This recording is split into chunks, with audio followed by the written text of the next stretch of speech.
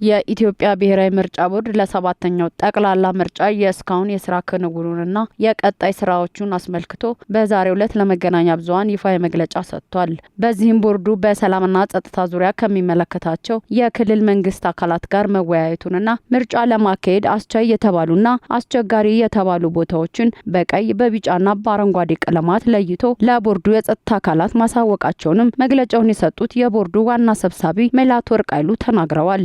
የጸጥታ ጉዳይን በተመለከተ የኢትዮጵያ ብሔራዊ ምርጫ ቦርድ ምርጫዎችን ማስፈጸም የሚችልበትን የማይችልበትን ምርጫ ጣቢያዎች መለየት ስራ ስለሚያስፈልገው ይህንን ለመለየት የሚረዳንን ከመንግስት ከክልል መንግስታት ከተለያዩ የጸጥታ አካላት ወይም ተቋማት የሚገኙትን ዳታዎች ባንድ ላይ በመሰብሰብ እነርሱም እርስ በርሳቸው በመናበብና ስርዓት ባያዘ መንገድ ለምርጫ ቦርድ ልከዋል። ይሁን እንጂ በትግራይ ክልል ምርጫ ለማካሄድ የቅድመ ስራዎቹን ለማከናወን የተለያዩ ጥረቶች ቦርዱ እያደረገ ቢሆንም እስካሁን ግን ከክልሉ አስተዳደር ምላሽ አለማግኘቱን አስታውቋል። በትግራይ ክልልም ልክ በሌሎች ክልሎች የምርጫ ዝግጅት እንደምናደርገው ከመጀመሪያው ቀን ጀምሮ እስካሁኑ ሰዓት ድረስ በቦርዱ በኩል ከክልሉ የሚፈለገውን ማንኛውንም መረጃ በመጠየቅ ስራውን እየሰራ ነው ያለው። እስካሁን ግን ከትግራይ ክልል የተሰጠን ምላሽ የለም። ቦርዱ በእስካሁን ክንውኑም የምርጫ ክልል ጣቢያ የስራ አስፈጻሚዎችን መመልመል፣ መመዝገብ፣ የምርጫ ቅርንጫፍ ጽህፈት ቤቶች መክፈት፣ ቅሬታ ሰሚ ኮሚቴ መምረጥ፣ ልዩ የምርጫ ጣቢያ የሚያስፈልጋቸው አካባቢዎችን የመለየት ስራ ጨምሮ ሲያከናውን መቆየቱ ተገልጿል።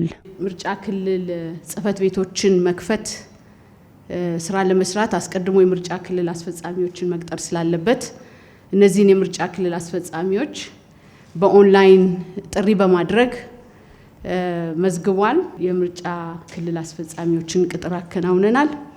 እነሱም ደግሞ ስራቸውን እንዴት እንደሚሰሩ አስፈላጊ ስልጠና ሰጥተን የምርጫ ክልል ቅርንጫፍ ጽህፈት ቤቶቻችንን ከፍተናል። የቅሬታ ሰሚ ኮሚቴ አባላት የመመልመል የማስመረጥ ስራ ሰርተዋል።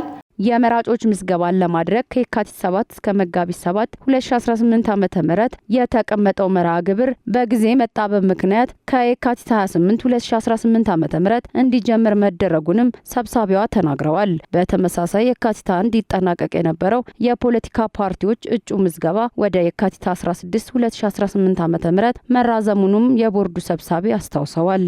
የመራጮች ምዝገባ የካቲት 28 እንዲጀመር ቦርዱ ወስኗል። ከፍ ያለ የሴት ቁጥር ላላቸው የፖለቲካ ፓርቲዎች ተጨማሪ ነጻ የአየር ሰዓትና ከፍ ያለ በጀት መንግስት እንደሚሰጥም ተጠቁሟል።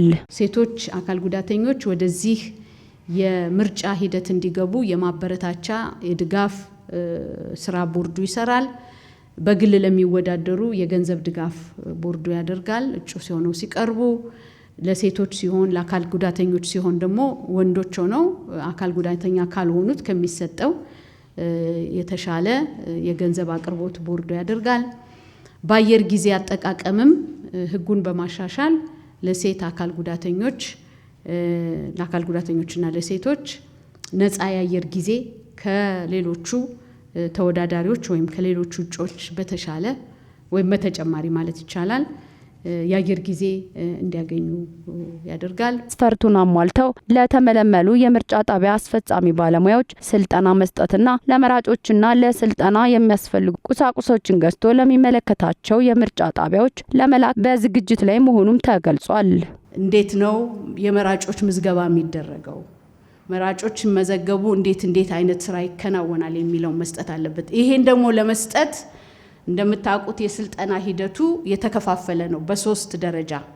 የስልጠና ቁሳቁሶችንና ለመራጮች ምዝገባ የሚያስፈልጉትን ቁሳቁሶች በሙሉ ቦርዱ ከውጭ ሀገር ገዝቶ ወደ ሀገር ውስጥ አስገብቶ በመጋዘን አስቀምጦ አሁን ለማሸግ እና ወደሚመለከታቸው ምርጫ ጣቢያዎች ለመላክ በማደራጀት ላይ ይገኛል። የሀገር ውስጥ የምርጫ ታዛቢዎች የተለያዩ ልምዶችን እንዲቀስሙ እየተደረገ መሆኑን ጠቁመው ከውጭ ለሚገቡ ደግሞ ከውጭ ጉዳይ ሚኒስቴርና ከሚመለከታቸው ተቋማት ጋር ቦርዱ በጋራ እየሰራ እንደሆነም ሰብሳቢዋ ተናግረዋል። ዓለም አቀፍ ታዛቢዎች የሚመጡት በውጭ ጉዳይ ሚኒስቴር በኩል ነው። ስለዚህ ከነሱ ጋራ በዚህ ሂደት ስራው ተሰርቶ በጊዜ መጥቶ እነዚህን የዓለም አቀፍ ታዛቢዎችንም ቦርዱ ሰርቲፋይ አድርጎ ወደ ስራ ይገባሉ የሚል ነገር አለ።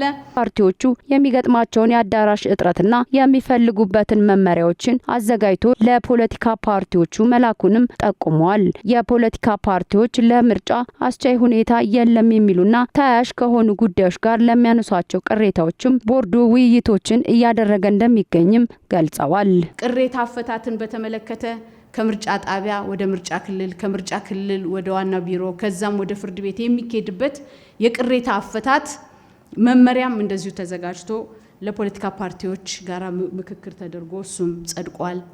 እንዲሁም የምርጫ ጣቢያ ሰራተኞች፣ የምርጫ ክልል አስፈጻሚዎችን ቅጥርን በተመለከተ እንደዚሁ መመሪያ ጸድቆ ስራ ላይ ውሏል። በተመሳሳይ መንገድ በተለይም ፓርቲዎች ብዙ ጊዜ በሚጠይቁት የአዳራሽ አጠቃቀም ችግር ብዙ ጊዜ ይገጥማቸዋል። ስለዚህ ቦርዱ ይሄንን በአዋጁ ላይ የተቀመጠውን የአፈጻጸም መመሪያ አውጥቶ እንዴት አድርገው የመንግስትን አዳራሽ ፓርቲዎች መጠቀም ይችላሉ፣ እንዴት ይጠይቃሉ፣ መቼ ይጠይቃሉ የሚለውን የያዘ ዝርዝር መመሪያ አርቅቀን ለፓርቲዎች ለግባት ልከናል። ግባታቸውን ሰብስበን ተግባራዊ እናደርጋለን። የኢትዮጵያ ብሔራዊ ምርጫ ቦርድ ለ7ኛው ጠቅላላ ምርጫ በቀሩት 100 ቀናት ሁሉንም ባለድርሻ አካላት በማሳተፍ ነፃ፣ ገለልተኛና ፍትሃዊ ምርጫ እንዲካሄድ እየሰራው ነው ብሏል።